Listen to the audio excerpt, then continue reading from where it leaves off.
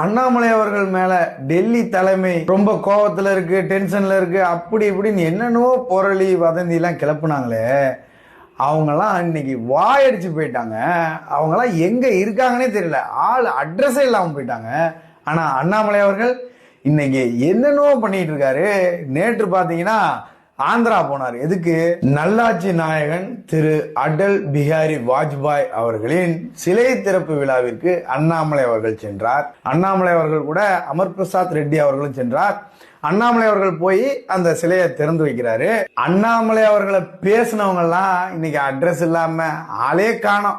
ஒரு 2 நாள் 3 நாள் இன்டர்வியூ கொடுத்துக்கிட்டு இருந்தாங்க, அதுலயும் இதுலயும்.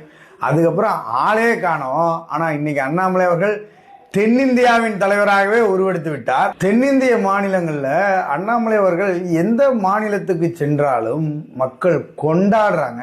அது இளைஞர்கள் பெருமளவு கொண்டாட ஆரம்பிச்சிட்டாங்க. இதெல்லாம் இவங்களுக்குலாம் வைத்தறிச்சலாக தானே இருக்கும். சார், அண்ணாமலை அவர்கள் காட்டாறு மாதிரி சார். காட்டாரை போய் அணை போட்டு தடுத்துடலாம்னு நினைக்கிறீங்க?